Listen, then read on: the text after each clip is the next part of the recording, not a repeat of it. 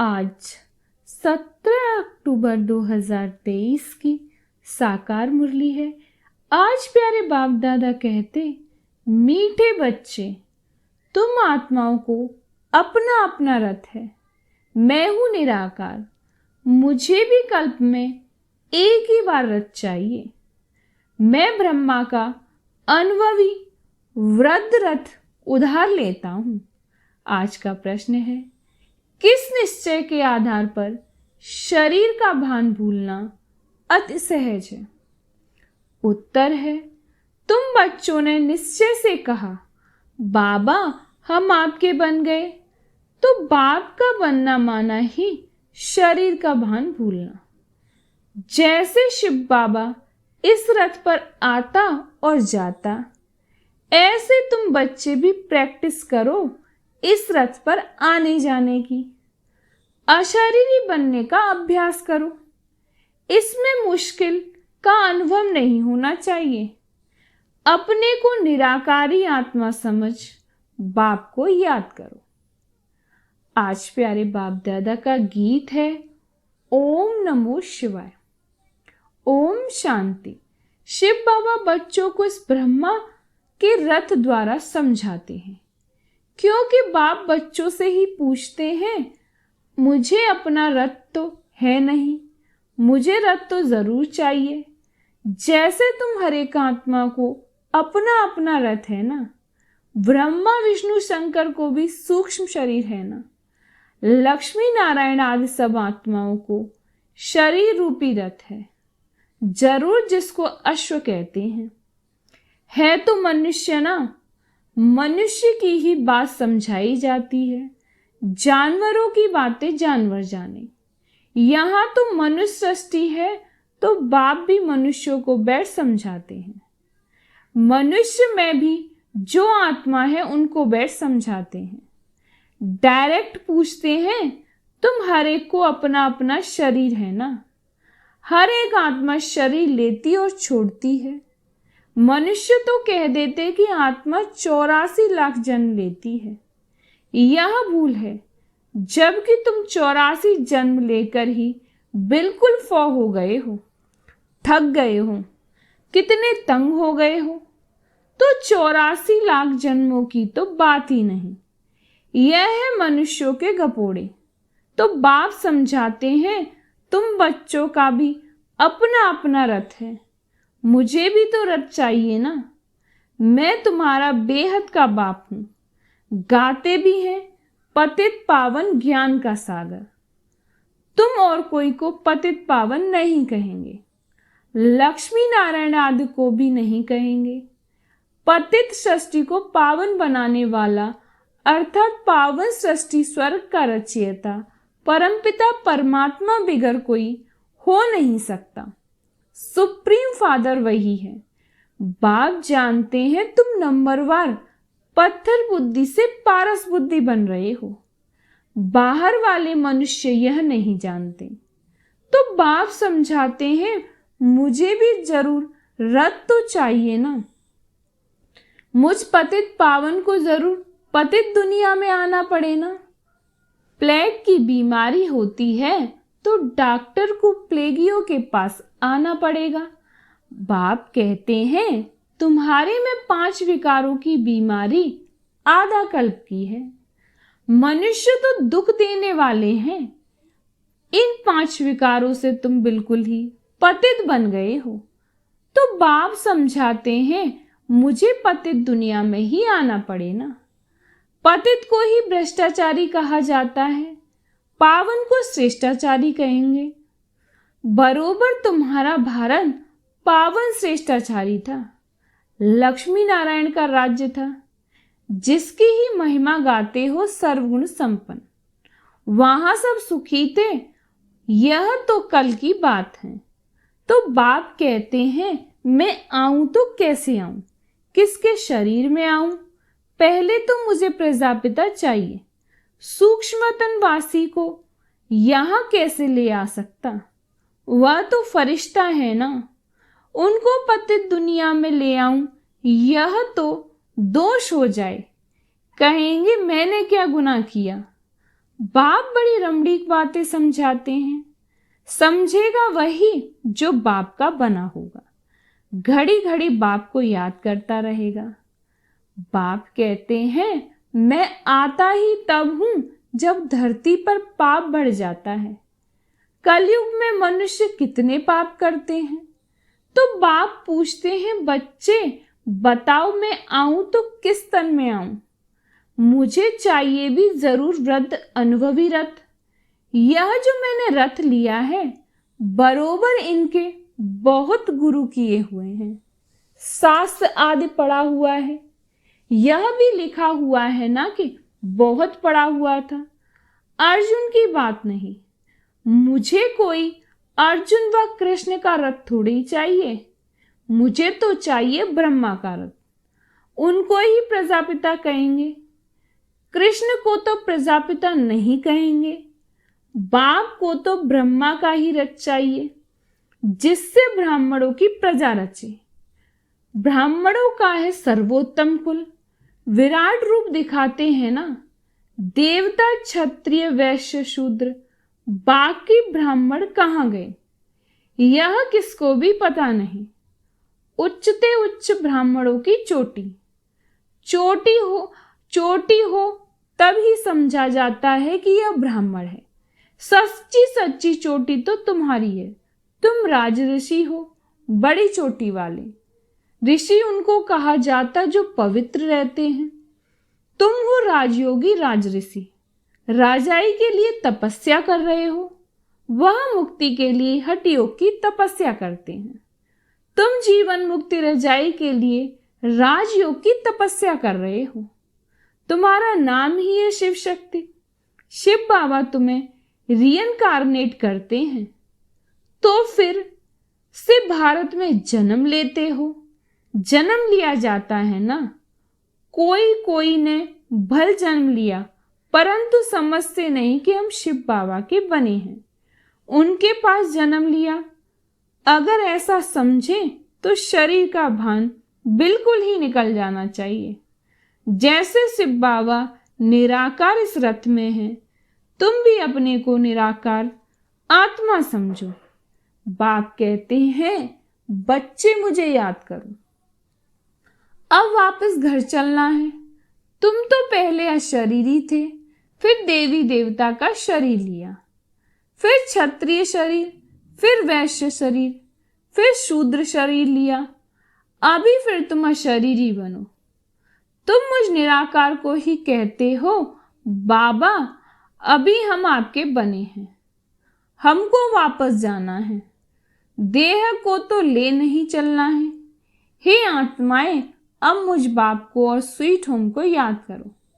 मनुष्य जब विलायत से लौटते हैं तो कहते हैं चलो अपने स्वीट होम भारत में चले। जहां जन्म लिया था वहां लौटे। मनुष्य मरते हैं तो जहां जन्म लिया था उनको वहां ले जाते हैं। समझते हैं भारत की मिट्टी का बना हुआ है तो वह मिट्टी भारत में ही छोड़े।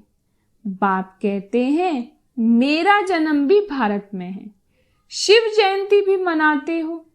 मेरे नाम तो ढेर रख दिए हैं। कहते हैं हर हर महादेव। सबके दुख काटने वाला वह भी मैं ही हूं। शंकर नहीं, ब्रह्मा सर्विस पर हाजिर है। और फिर जो स्थापना करते वही विष्णु के दो रूप से पालना करेंगे। मुझे प्रजापिता ब्रह्मा जरूर चाहिए। आदिदेव का बरोबर मंदिर भी है। आदिदेव किसका बच्चा है? कोई बताए उनका बाप कौन था? आदिदेव प्रजापिता ब्रह्मा है उनका बाप है शिव। यह जगत पिता जगत अम्बा का यादगार मंदिर है। इस आदिदेव ब्रह्मा के रथ में बाप ने बैठ ज्ञान सुनाया है। कोठरी में सब बच्चे बैठे हैं। सभी का मंदिर तो नहीं बनाएंगे। मुख्य 108 की माला तो 108 कोठरियां बना दी हैं। 108 की ही पूजा होती है। मुख्य शिव बाबा, फिर ब्रह्मा सरस्वती युगल। वह शिव बाबा है फूल। उनको अपना शरीर नहीं है, ब्रह्मा सरस्वती को अपना शरीर है। माला शरीरधारियों की बनी हुई है। सब माला को पूजते हैं, पूजकर पूजा पूरा करेंगे, फिर शिव बाबा को नमस्कार करेंगे, माथा झुकाएंगे, क्योंकि उसने इन सबको पति से पावन बनाया है, इसलिए पूजी जाती है। माला हाथ में ले बैठ राम राम कहते हैं। परमपिता परमात्मा के नाम का किसको पता नहीं है। शिव बाबा है मुख्य, फिर प्रजापिता ब्रह्मा और सरस्वती भी मुख्य हैं। बाकी ब्रह्मा कुमार कुमारियां जो पुरुषार्थ करते रहते हैं उन्हों के नाम होंगे। आगे चल तुम सब देखते रहेंगे। जब पिछाड़ी होगी तब तुम यहां आकर रहेंगे। जो पक्के योगी होंगे वही रह सकेंगे। भोगी तो थोड़ा ठका सुनेंगे, सुनने से खत्म हो जाएंगे। कोई का ऑपरेशन देखने से भी मनुष्य अनकॉन्शियस हो जाते हैं। अभी पार्टीशन में कितने मनुष्य मरे। वो लोग तो गपोड़े मारते हैं कि हमने बिगर कोई लड़ाई राज्य ले लिया, परंतु मरे इतने जो बात मत पूछो। यह है ही झूठी माया। अभी सच्चा बाप बैठ तुमको सच सुनाते हैं। बाप कहते हैं मुझे रथ तो जरूर चाहिए, मैं साजन बड़ा हूं तो सजनी भी बड़ी चाहिए। सरस्वती है ब्रह्मा मुख वंशावली, वह कोई ब्रह्मा की युगल नहीं है, ब्रह्मा की बेटी है। उनको फिर जगदम्बा क्यों कहते? क्योंकि यह मेल है ना, तो माताओं की संभाल के लिए उनको रखा है। ब्रह्मा मुख वंशावली, सरस्वती तो ब्रह्मा की बेटी हो गई। मम्मा तो जवान है, ब्रह्मा तो बूढ़ा है। सरस्वती जवान, ब्रह्मा की स्त्री शोभती ही नहीं, हाफ पार्टनर कहला ना सके। अभी तुम समझ गए हो तो बाप कहते हैं मुझे इस शरीर का लोन लेना पड़ता है। उधार पर तो बहुत लेते हैं। ब्राह्मण को खिलाते हैं तो वह आत्मा आकर ब्राह्मण के शरीर का आधार लेगी। आत्मा वह शरीर छोड़कर आती है क्या? नहीं। यह तो बच्चों को समझाया गया है कि ड्रामा में साक्षात्कार की रस्म रिवाज पहले से नूद है। यहां भी बुलाते हैं, ऐसे नहीं कि आत्मा शरीर छोड़कर आएगी। नहीं, यह ड्रामा में नूद है। बाप के लिए तो यह रथ नंदीगढ़ है, नहीं तो शिव के मंदिर में बैल क्यों दिखाते? सूक्ष्म वतन में शंकर के पास बैल कहां से आया? वहां तो है ही ब्रह्मा विष्णु शंकर, और वह युगल दिखाते हैं, प्रवृत्ति मार्ग दिखाते हैं। बाकी वहां जानवर कहां से आया? मनुष्यों की बुद्धि कुछ भी काम नहीं करती, जो आता है सो कहते रहते, जिससे waste of time, waste of energy होती है। तुम कहते हो हम सो पावन देवता थे, फिर पुनर्जन्म लेते लेते हम पतित पुजारी बने हैं। आप ही पूज्य, आप ही पुजारी। पूज्य और पुजारी कोई भगवान नहीं बनता, उनको थोड़े ही 84 जन्म लेने पड़ते। माया मनुष्यों को बिल्कुल पत्थर बुद्धि बनाती है।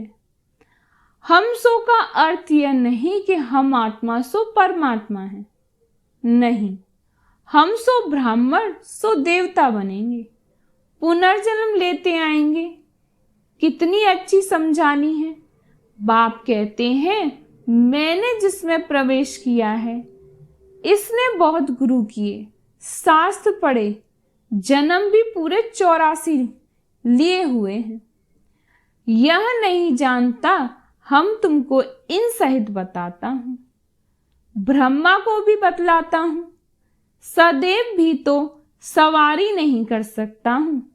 ब्रह्मा मुख वंशावली ब्राह्मणों को बतलाता हूं, मुझे रथ भी चाहिए ना। तुम बच्चे याद करते हो और मैं आ जाता हूं, मुझे तो सर्विस करनी है। तो श्री श्री शिव की मत से भारत पावन बनता है। नरकवासियों को श्री श्री का टाइटल देना रॉन्ग है। आगे श्री नाम नहीं था, अभी तो सबको श्री अर्थात श्रेष्ठ बना दिया है। श्री श्री तो शिव बाबा है, फिर सूक्ष्मतनवासी ब्रह्मा विष्णु शंकर, फिर श्री लक्ष्मी नारायण। यह समझने की बातें हैं। नॉलेज बड़ी मजे की है, परंतु कोई कोई पढ़ते पढ़ते रफू चक्कर हो जाते हैं। माया हाथ छुड़ा देती है। दुकान भी नंबरवार है। बड़ी दुकान में जरूर अच्छे सेल्समैन होंगे, छोटे छोटे में कम होंगे। तो बड़ी दुकान पर जाना चाहिए जहां महारती हो। माताओं को तो टाइम बहुत रहता है, पुरुषों को धंधा आदि करना है तो बिजी रहते हैं। माताएं तो फ्री हैं, खाना पकाया बस।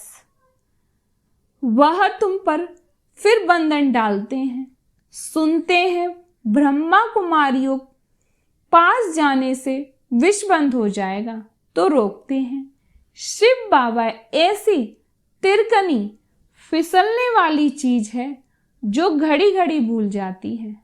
बाप बिल्कुल सहज रास्ता बताते हैं कि मुझे याद करो तो तुम्हारे पाप भी कट जाएंगे और मेरे पास भी आ जाएंगे। याद नहीं करेंगे तो पाप भी नहीं कटेंगे और साथ भी नहीं ले जाऊंगा, फिर सजा खानी पड़ेगी। भक्ति मार्ग में छाछ पीते आए, मक्खन तो तुमने सतयुग त्रेता में खाकर पूरा कर दिया, बाकी पीछे छाछ रह जाती। छाछ भी पहले अच्छी मिलती, फिर पानी मिलता है। सतयुग त्रेता में घी दूध की नदी बहती। अभी तो घी कितना महंगा हो गया है। अच्छा, माता पिता बाप दादा का मीठे मीठे सिकीलदे बच्चों प्रति याद प्यार और गुड मॉर्निंग। रूहानी बाप की रूहानी बच्चों को नमस्ते। हम रूहानी बच्चों की रूहानी बाप दादा को याद प्यार और गुड मॉर्निंग। नमस्ते नमस्ते नमस्ते। शुक्रिया बाबा, शुक्रिया बाबा, शुक्रिया बाबा। आज धारणा के लिए मुख्य सार है। पहली पॉइंट है, राजऋषि बन तपस्या करनी है। पूजनीय माला में आने के लिए बाप समान सर्विस करनी है। पक्का योगी बनना है। दूसरी पॉइंट है, नॉलेज बड़ी मजे की है, इसलिए रमणीकता से पढ़ना है, मूझना नहीं है। आज प्यारे बाप दादा का वरदान है, वैरायटी अनुभूतियों द्वारा सदा उमंग उत्साह से भरपूर रहने वाले विघ्न जीत भव। वैरायटी अनुभूतियों द्वारा सदा उमंग उत्साह से भरपूर रहने वाले विघ्न जीत भव। रोज अमृत वेले सारे दिन के लिए वैरायटी उमंग उत्साह की पॉइंट्स बुद्धि में इमर्ज करो। हर दिन की मुरली से उमंग उत्साह की पॉइंट्स नोट करो। वह वैरायटी पॉइंट्स उमंग उत्साह बढ़ाएगी। मनुष्य आत्मा का नेचर है कि वैरायटी पसंद आती है, इसलिए चाहे ज्ञान की पॉइंट्स मनन करो या रूह रिहान करो, वैरायटी रूप से जीरो बन अपने हीरो पार्ट की स्मृति में रहो तो उमंग उत्साह से भरपूर रहेंगे और सब विघ्न सहज समाप्त हो जाएंगे। आज प्यारे बाप दादा का स्लोगन है, अपनी अवस्था को ऐसा शांत चित्त बना लो जो क्रोध का भूत दूर से ही भाग जाए। अपनी अवस्था को ऐसा शांत चित्त बना लो जो क्रोध का भूत दूर से ही भाग जाए। अच्छा, ओम शांति। बाबा तेरी मीठी मुरली की धुन सुन